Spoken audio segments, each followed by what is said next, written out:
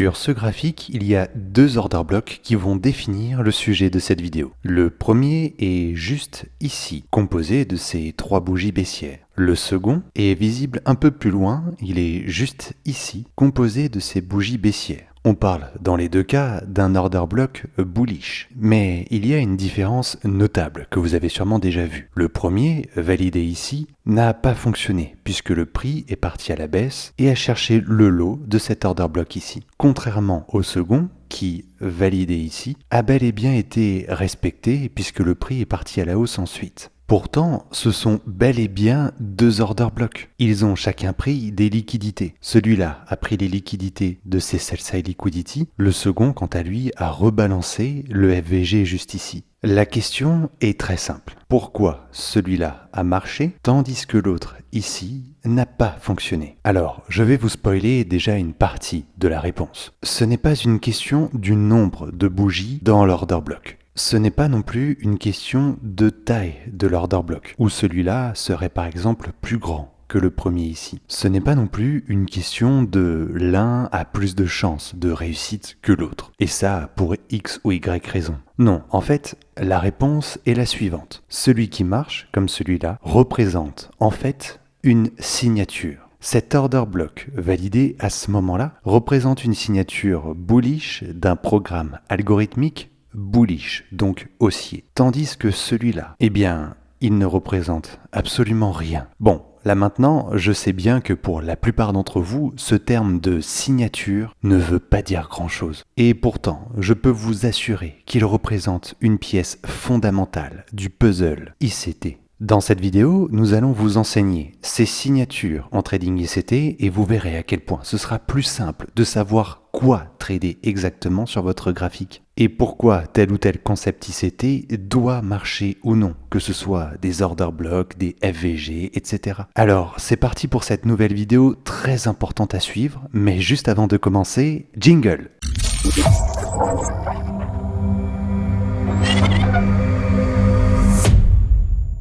Bien, alors commençons tout d'abord par la partie définition. Une signature, qu'est-ce que c'est exactement? C'est lorsqu'on observe une réaction du prix à un moment particulier, mais pas n'importe lequel. C'est lorsqu'on observe un alignement du facteur temps et du facteur prix.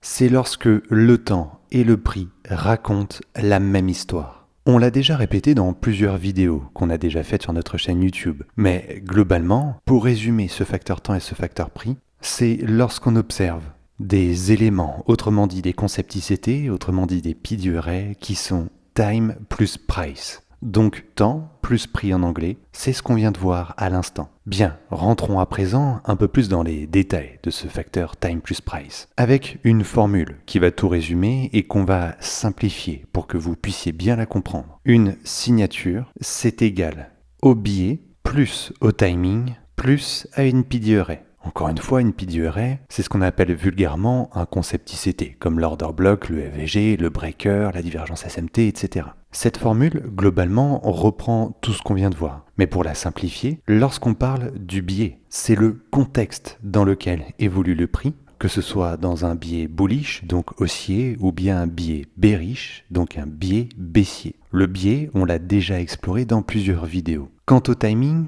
ça, c'est peut-être plus simple à comprendre. C'est tout simplement le facteur temps qu'on vient d'évoquer à l'instant. Quant à la PDRA, ce sera plutôt le facteur prix et la fameuse réaction qu'on évoquait en début de vidéo. Donc, pour résumer, une signature, c'est la combinaison ou la conjugaison de différents aspects très importants. La signature va comprendre à la fois le biais qu'on aura déterminé, mais donc aussi le facteur temps et le facteur prix, qui traduisent pour le facteur temps donc le timing, c'est-à-dire à quel moment l'événement de la signature se produit, car il y a des moments de la journée bien particuliers auxquels on va s'attendre que les concepts ICT marchent, et nous avons la PDRA justement en question, soit l'order block ou le FVG, et cet élément qui est factuellement graphique représente le facteur prix. Ce sont ces différents éléments qui constituent une signature. Si on prend un exemple un peu plus concret, et si nous reprenons cet order block qu'on a vu dans l'intro, Si cet order block se valide dans le même sens que notre biais, après une prise de liquidité, donc ici la rebalance de ce busy, à un moment particulier, qu'on va voir tout à l'heure, alors cet order block, lorsqu'il est validé, représente bel et bien une signature. Si on veut reformuler pour encore mieux comprendre, il faut bien savoir que des order blocks ou des FVG, il y en a énormément sur les graphiques. Et beaucoup d'entre eux, notamment ceux qu'on peut voir à l'œil nu très rapidement, ne fonctionnent pas. Un peu comme celui-là. Et c'est là où beaucoup de personnes vont justement tracer des order blocks sur le graphique, constater qu'ils ne marchent pas, et en tirer la conclusion que les concepts ICT ne marchent pas ou c'est de l'arnaque. Nous, si on vous montre les différents PDE qui marchent et qu'on arrive à trader, c'est parce que ces PDE ne sont pas là pour rien. Si on reprend très simplement cette comparaison entre les deux order blocks, celui-là a certes pris des liquidités, mais si je vous spoil un peu,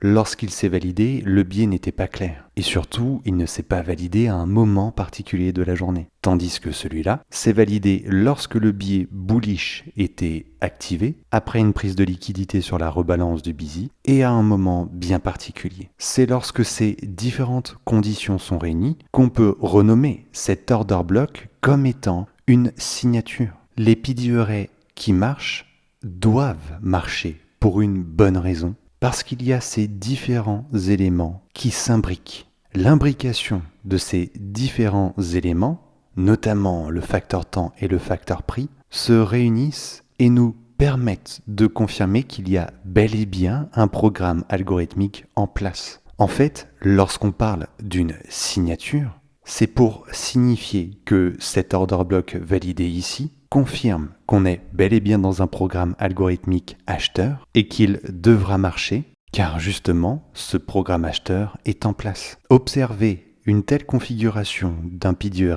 ici, signe, valide, traduit la présence à ce moment-là d'un programme algorithmique qui nous permet donc justement de se placer dans le bon sens du marché et au bon moment en surfant sur la vague de ce programme algorithmique. Là où justement, il n'y aura aucune chance que le prix parte subitement à la baisse, sauf si bien évidemment, on a oublié de prendre en considération l'un de ces éléments qui constituent la signature. Et par extension, et c'est là d'ailleurs tout l'intérêt d'une signature, comprendre et trader des signatures permet d'avoir une plus grande confiance dans ce qu'on fait, dans ce qu'on trade et dans ce qu'on tient lorsqu'on est exposé. Comprendre les signatures et les trader élimine l'aspect superstition du trading où on aurait une chance sur deux de réussir parce que ça peut que monter ou que descendre. Trader les signatures, c'est comprendre qu'il y a un programme en cours et que nous, petits particuliers que nous sommes, on se positionne lorsque ce programme est activé. On profite d'un mouvement bien plus grand que nous, que personne ne peut arrêter et qui va nous permettre de gagner un trade. Les signatures, on en a parlé dans différentes vidéos. En fait, on en a parlé depuis nos plus vieilles vidéos. Lorsqu'on explique que tel ou tel PDE est bien une signature, ça veut dire qu'on a d'abord détecté un programme algorithmique. On a réussi à le détecter car on a rassemblé ces différents éléments qui constituent la signature. Ça veut dire qu'on a déterminé le biais, qu'il est actif au moment de la validation de ce PDE, qui s'est validé à un moment particulier et qui traduit donc la poursuite du programme algo en cours. Je vous propose maintenant de voir les choses d'un autre angle, pour mieux percevoir l'importance et l'intérêt de ces signatures. Lorsqu'on reprend l'exemple de nos deux order blocks, et si on se concentre sur celui qui n'a pas marché, encore une fois, on est d'accord, c'est bel et bien un order block qui va prendre ce lot donc juste ici, ou bien le suivant juste ici.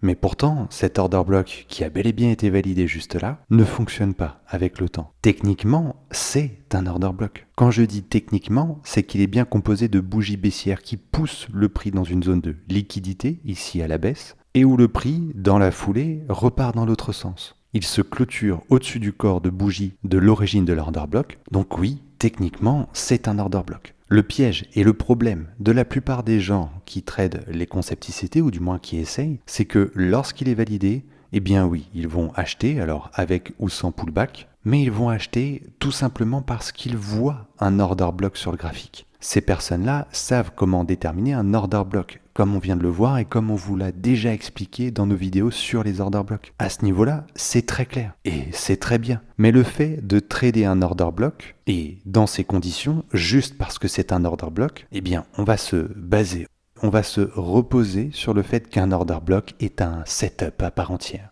Mais qu'on soit bien clair, ce n'est pas parce qu'il y a un order block de validé sur votre graphique, à la hausse ou à la baisse, qu'il va forcément marcher. En fait, cet order block ici, si on veut utiliser les bons termes, eh bien, c'est rien. C'est juste une formation de bougie. Parce que dans ce cas des order blocks, il y en a une bougie sur 10. Donc encore une fois, c'est un order block techniquement parlant, mais dans les faits, ce n'est absolument rien, parce qu'il ne remplit pas les critères d'une signature. En termes de cheminement de réflexion, le bon procédé à utiliser, c'est que lorsque l'order block est validé ici, au lieu de le trader tout de suite, on va chercher différents éléments pour confirmer que c'est bel et bien un order block. Une fois qu'il est validé ici, on va se demander, bon, ok, est-ce qu'il a pris des liquidités ? Oui, c'est bien le cas. Est-ce qu'il s'est validé à un moment particulier ? Lorsqu'on parle de moment particulier, on parle par exemple des kill zones, qui sont ces instants des différentes sessions, que ce soit britanniques, asiatiques, américaines avec New York, par exemple. Là, si on regarde avec les kill zones, ici envers la kill zone asiatique et ici la kill zone britannique, on a une validation pendant le début de la kill zone britannique. Mais si on pousse le raisonnement, notamment avec ce facteur temps et ce facteur prix, il se valide effectivement lors d'une kill zone, mais il n'a pas pris de liquidité pertinente. Par liquidité pertinente, on entend par exemple le lot juste ici de la kill zone asiatique. Idéalement, il aurait fallu qu'on prenne ce lot pour ensuite valider un order block. Et là, dans ces conditions, on aurait eu un order block time plus price. Or, ici, ce n'est pas le cas. Et encore, on n'a même pas parlé du contexte du biais. Là aussi, je vous spoil, mais on va le voir tout à l'heure. Lorsque cet order block est validé ici, le biais bullish qu'on est censé attendre parce que c'est un order block bullish n'est pas activé. Il n'est pas clair à ce moment-là.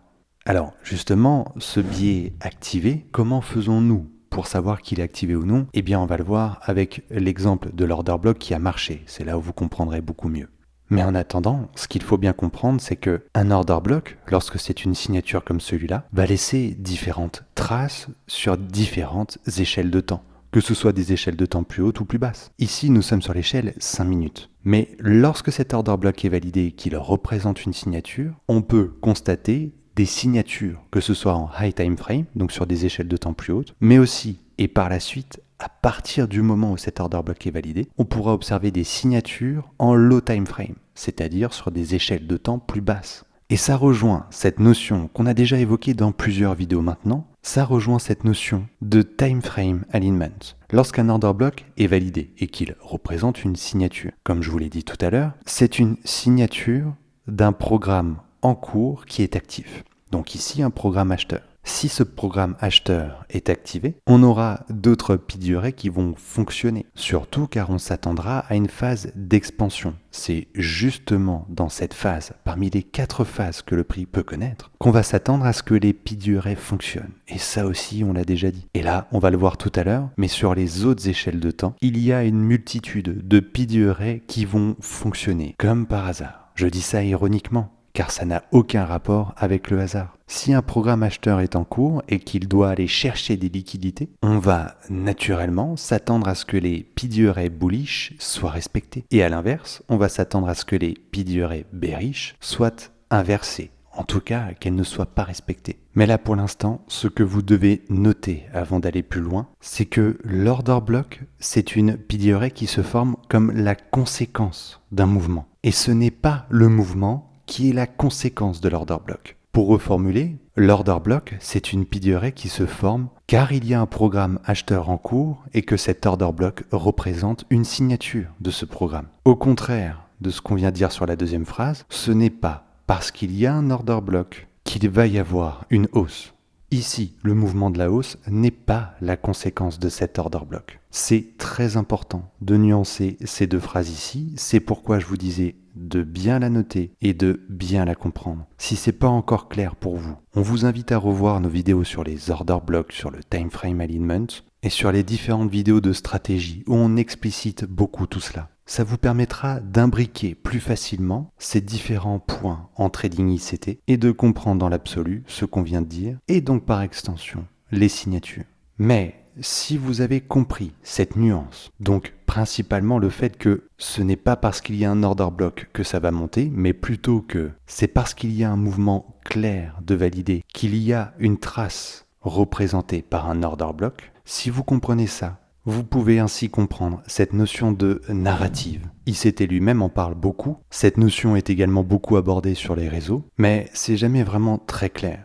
Alors on va en profiter pour aborder cette notion de narrative. Et en guise d'introduction, il faut bien comprendre que chaque PDE qui représente une signature permet d'objectiver le narrative du mouvement. Autrement dit, lorsqu'il y a un order block qui est donc une signature de valider, c'est que les différents éléments de l'histoire s'imbriquent. Rappelez-vous, c'est ce qu'on disait tout à l'heure avec l'alignement du facteur temps et du facteur prix. Une signature, c'est lorsque ces différents éléments racontent la même histoire. Le narrative, c'est l'histoire. C'est l'histoire qu'on doit comprendre. Et en trading, c'est jamais très compliqué. Le narrative va soit dire que ça doit monter ou que ça doit descendre. Par exemple ici, lorsque cet order block est validé, le narrative explique que le prix doit monter. Mais si par la suite, on voit que le prix baisse alors que les objectifs n'ont pas encore été cherchés, le narratif de cette baisse représente un retracement qui est l'une des 4 phases du prix. Si après ce retracement, on a un nouvel order block qui est validé, le narratif de ce nouvel order block est donc la reprise bullish. Le narratif permet d'expliquer chacun des mouvements auxquels on s'attend et ceux qu'on peut observer sur le graphique. Mais le narratif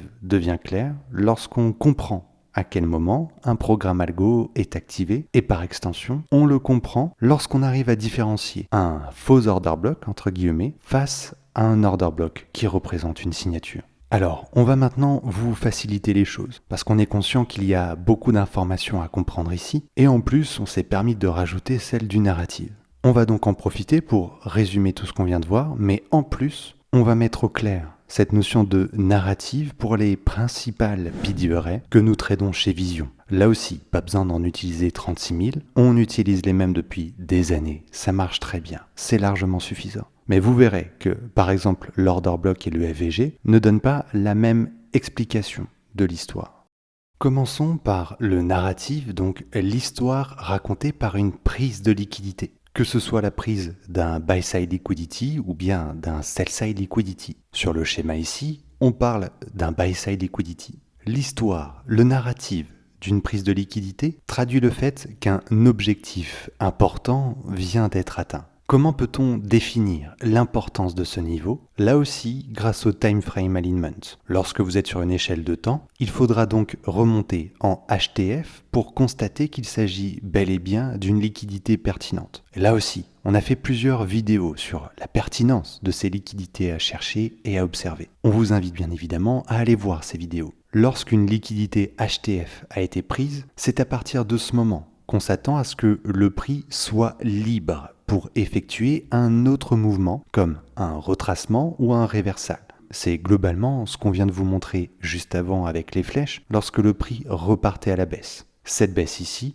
représente un retracement si on n'a pas encore cherché de liquidité HTF, donc ça veut dire qu'on s'attendra par la suite à une reprise bullish. Par extension, le narratif de cette baisse traduit donc une baisse temporaire et limitée, après quoi une nouvelle hausse sera observable. Tandis que le réversal, lui, traduit une phase de baisse concrète si une liquidité HTF a été cherchée. On s'attend donc à un retournement baissier. Ce qu'il faut bien comprendre ici, sur le narratif de la prise de liquidité, c'est ce changement de comportement du prix et cette notion de liberté que le prix peut atteindre pour changer de direction, effectuer un autre mouvement. Ça veut dire quoi concrètement en trading? Eh bien, lorsqu'un niveau de liquidité HTF a été cherché, c'est typiquement là qu'il ne faut surtout pas chercher à acheter pour une poursuite haussière. Car c'est justement à ce moment qu'on s'attend à un autre mouvement, donc ici, un mouvement baissier, qu'on pourra ensuite quantifier comme étant un retracement ou un réversal.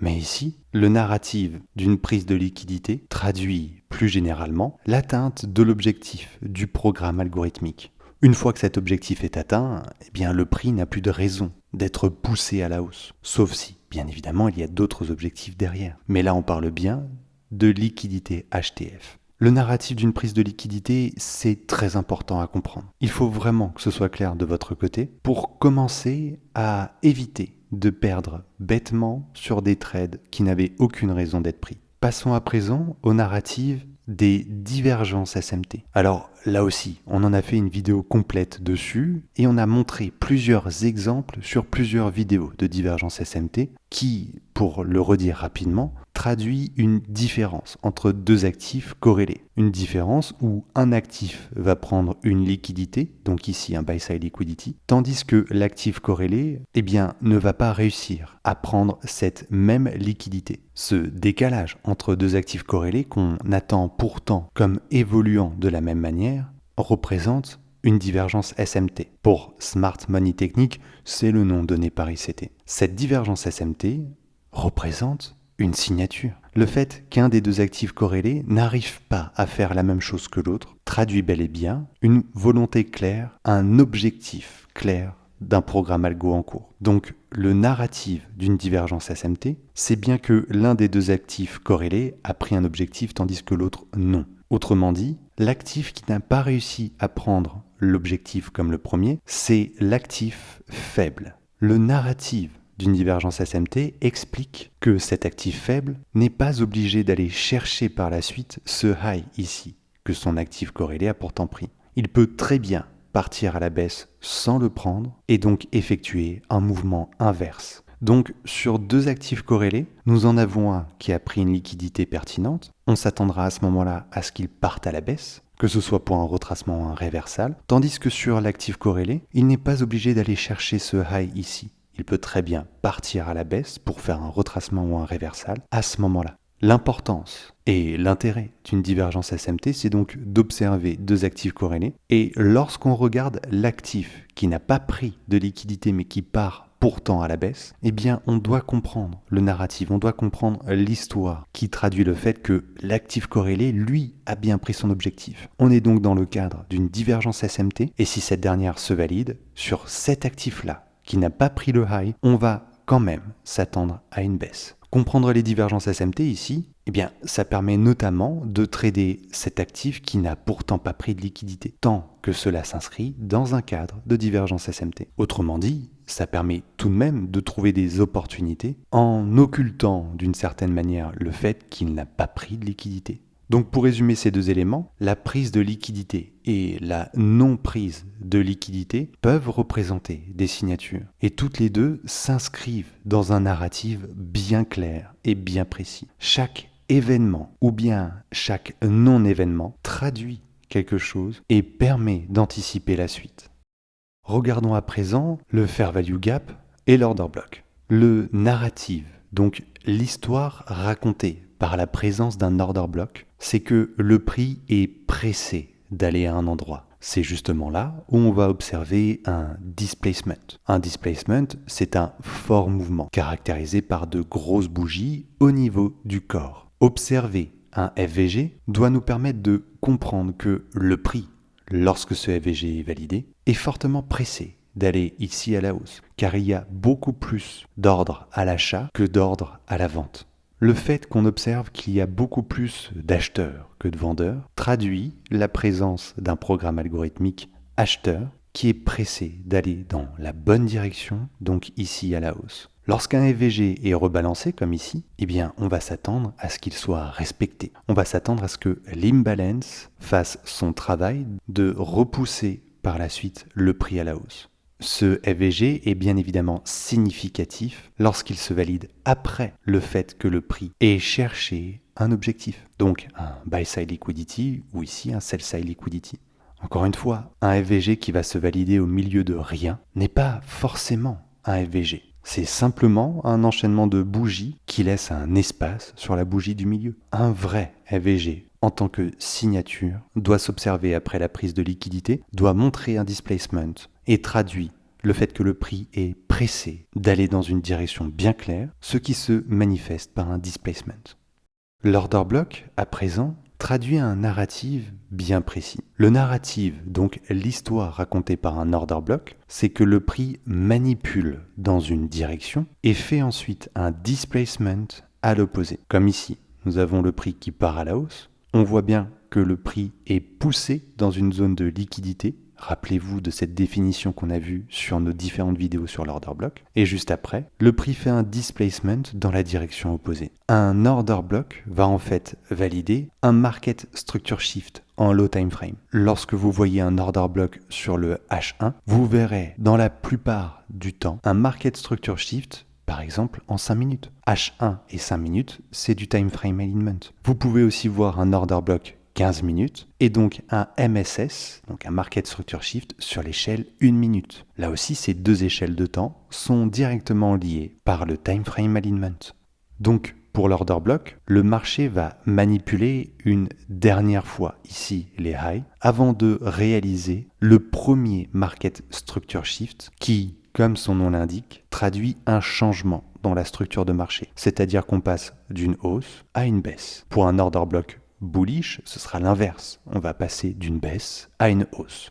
Le fait qu'on valide ce premier MSS en low time frame, ça rejoint cette notion de fractalité évoquée très souvent par ICT et qui se montre de la manière suivante. Un order block 15 minutes, encore une fois, va nous permettre d'observer un market structure shift en 1 minute. Ces deux échelles de temps expliquent la même chose. Sur l'une, ce sera avec un order block. Sur la deuxième, un market structure shift. À noter qu'avec le market structure shift, il y aura aussi un order block. Cette notion de fractalité explique l'imbrication et l'alignement des éléments sur différentes échelles de temps. Plus on va voir des éléments en faveur d'un même sens sur plusieurs échelles de temps, plus on pourra parler de signature au nom de la fractalité. Comme je vous le disais tout à l'heure, lorsqu'un programme acheteur ou vendeur est clairement identifié et que nous sommes dans une phase d'expansion, c'est là où nous observons le respect des piliers. Et c'est dans ce cadre-là qu'on observe des signatures.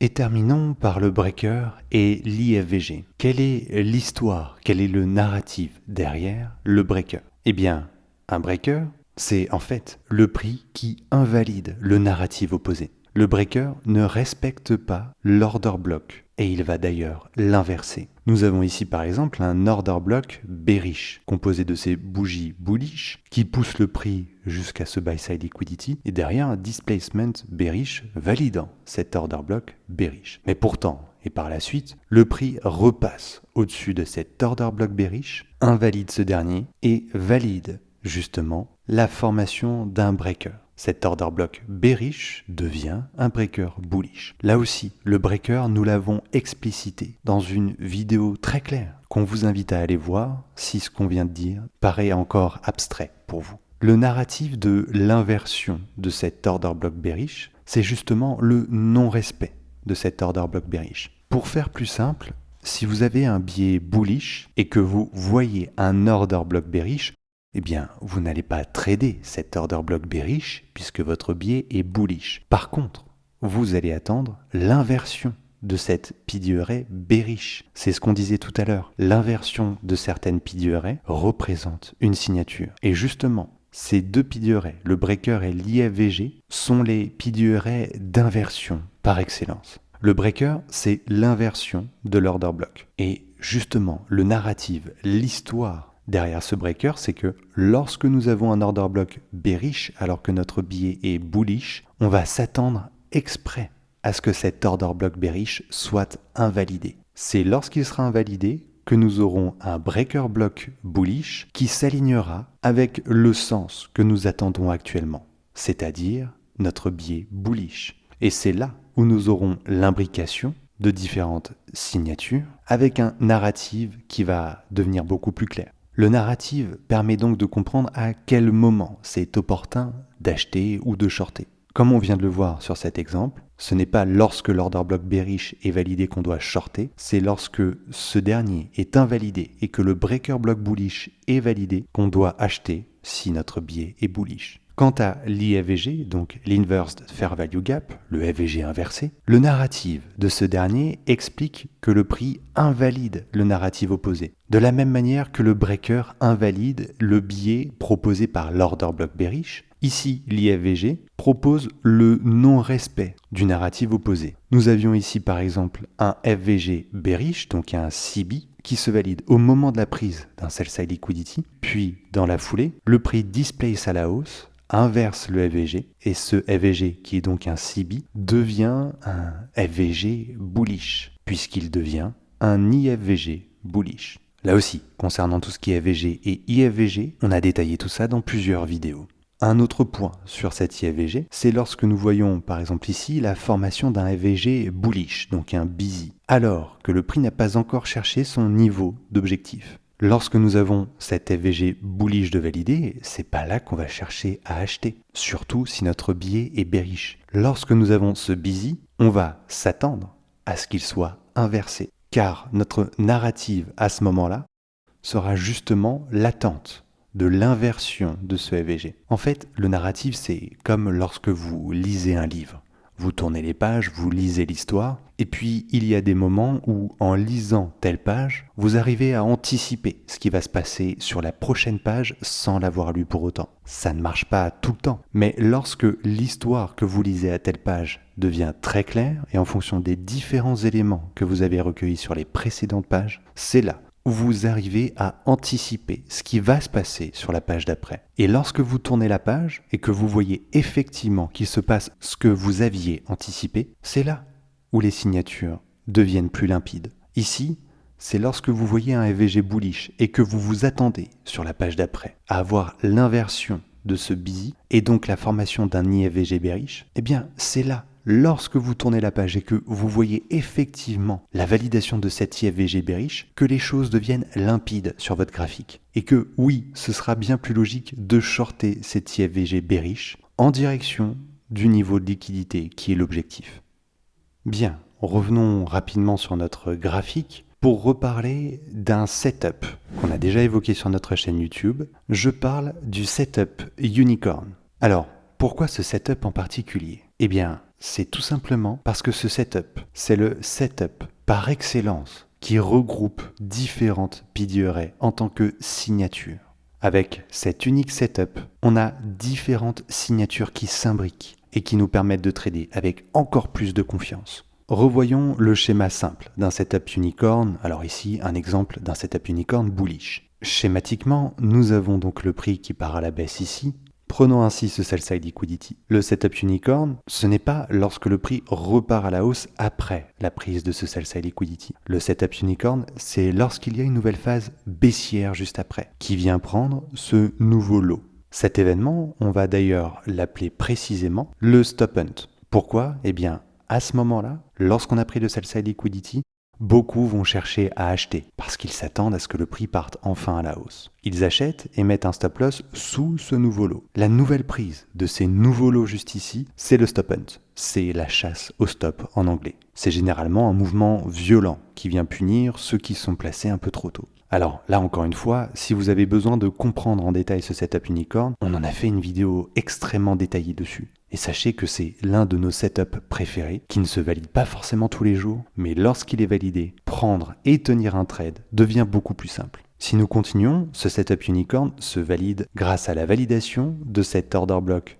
ici, qui compose le stop hunt. Donc le setup unicorn sera validé ici. L'intérêt du setup unicorn, c'est qu'on ne sera pas obligé d'acheter directement sur cet order block, mais qu'on pourra attendre un breaker block. D'ailleurs, l'entrée sur le breaker, c'est ça qui définit un setup unicorn. Un breaker, encore une fois, c'est un order block qui a été inversé. Un breaker block bullish, c'est donc un ancien order block bearish qui a été invalidé, donc juste là. Ce breaker, il peut être soit ici, mais il peut aussi être juste là, au même niveau que notre order block bullish qu'on a vu juste avant. Car juste ici, ça peut très bien représenter un order block bearish validé pendant le stop hunt. Quoi qu'il en soit, acheter un setup unicorn, ce n'est pas acheter un order block, c'est plutôt acheter un breaker block. Mais ce n'est pas seulement acheter un breaker block finalement. Pourquoi ? Car il y a plusieurs conditions pour valider ce setup unicorn. Le premier, c'est donc le stop hunt qu'on a vu juste ici. Le deuxième, c'est la validation d'un order block avec la présence d'un displacement généralement observable grâce à un busy, donc un FVG bullish ici pour un unicorn bullish. Une fois que nous avons ce stop hunt, cet order block bullish et le busy, c'est là où on va attendre un breaker block pour acheter, qu'il soit juste ici ou juste là. Mais globalement, ce setup unicorn traduit tout ce qu'on vient de voir en termes de signature jusque-là. Le prix a cherché un objectif, juste ici ce sell-side liquidity. Par la suite, nous avons un stop hunt, une nouvelle prise de liquidité à la baisse. Donc juste là, le narratif nous dit qu'on peut s'attendre à ce que le prix change de direction, ce qui se confirme lorsque l'order block est validé. Avec la présence d'un displacement grâce au FVG, on note que le prix est pressé de partir dans une direction. Donc justement, ce busy présent ici nous permet de confirmer qu'on parle bien d'un setup unicorn. Généralement, lorsqu'on est juste ici, on n'a pas de FVG bearish, on n'a pas de CB. Donc là, il faut bien comprendre l'imbrication des PDRA. Validation de l'order block, et une fois qu'il est validé, on doit constater la présence d'un FVG bullish, donc un busy sur cette phase de displacement. Pourquoi ? Pour confirmer que le prix est pressé de partir à la hausse. Tout ça après quoi ? Après la prise de liquidité et la manipulation effectuée et objectivée par cet order block bullish. Une fois que le breaker est rebalancé, alors que ce soit ici ou là, c'est là que l'entrée idéale se fait, et c'est là que ça devient plus simple de trader, parce qu'on a réuni différents PDRA qui sont des signatures d'un programme algo activé. En fait, le setup unicorn permet de procéder par étapes, en termes de signature, comme on vient de le dire. Prise de liquidité, ensuite order block, ensuite displacement et ensuite breaker validé. C'est dans cette configuration que trader devient honnêtement beaucoup plus simple, non seulement pour prendre le trade, mais aussi pour le garder. Car ce setup unicorn renferme à lui seul plusieurs signatures claires selon plusieurs PDRA. Et pour finir, si on revient sur cet order block bullish qui a été validé juste là, c'est donc à partir de ce moment qu'on va s'attendre à ce que le prix parte effectivement à la hausse. C'est donc à partir de ce moment qu'on va chercher à trader. Mais cet order block, contrairement à celui-là, s'inscrit dans un contexte de temps et de prix bien clair. Si on remonte justement les différentes échelles, alors on va enlever ça, il faut bien savoir que cet order block ici se valide lorsque nous avons un order block HTF de valider. Alors, je laisse exprès les traces qu'on vient de mettre pour pouvoir vous repérer, mais rappelez-vous de cet order block ici qui n'a pas marché. C'était donc en 5 minutes. Ici, sur le H1, donc H1 et 5 minutes, c'est du time frame alignment, on voit que lorsqu'il était présent, cet order block 5 minutes, on n'avait pas de contexte clair en H1, puisqu'on n'avait pas d'order block bullish validé. Et c'est ça qui permet de déterminer le biais ici. C'est la validation notamment d'un order block HTF, donc ici H1.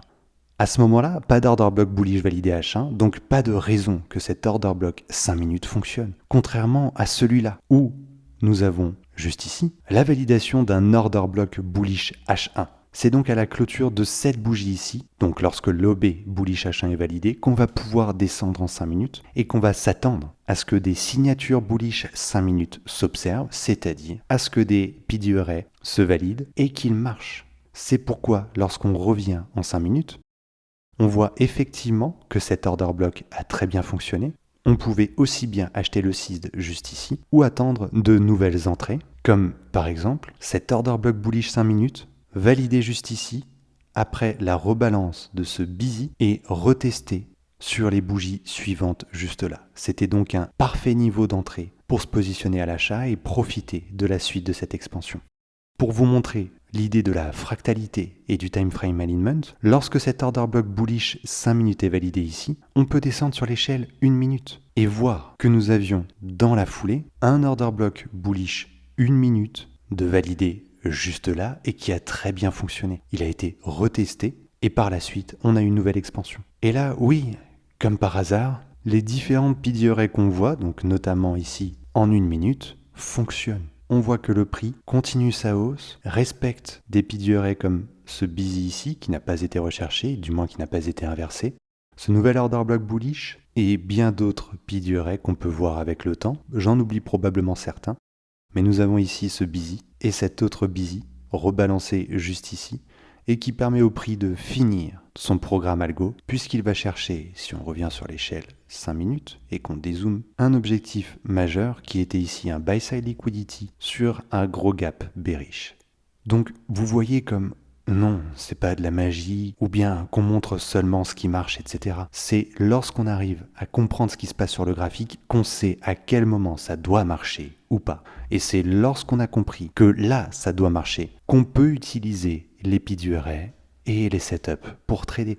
Cette notion de signature est extrêmement importante pour mieux filtrer ce que vous tradez, pour limiter encore plus les trades déchets qui n'ont aucune raison d'être pris, pour optimiser vos entrées et pour trader avec beaucoup moins de stress. Après tout, c'est ça le trading ICT et donc trader avec les programmes algorithmiques. On espère qu'avec cette vidéo, vous aurez une nouvelle vision des graphiques. On espère aussi vous motiver ou bien vous remotiver dans votre trading si vous connaissez une phase un peu plus compliquée. Prenez votre temps, reprenez les bases et n'hésitez pas à voir et à revoir nos vidéos sur notre chaîne YouTube. Surtout dans l'ordre, c'est ce qu'on vous propose car il y a un fil conducteur. Mais maintenant que cette vidéo sur les signatures est plus claire, on vous invite encore plus à revoir nos vidéos, notamment sur l'order block, le breaker, etc. car vous allez comprendre des choses que vous n'auriez pas pu comprendre avant ce qu'on vient de voir ici sur les signatures. Et vous allez voir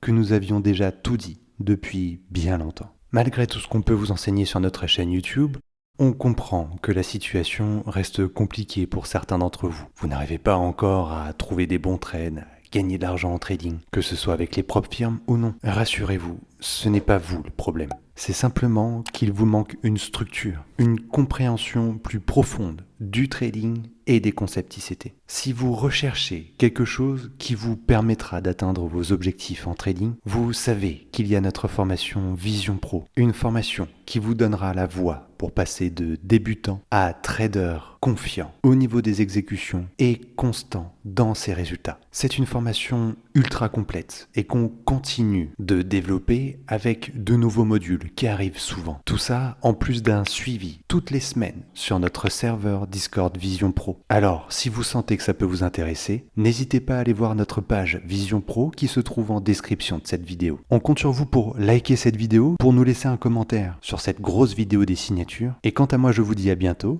pour une prochaine vidéo.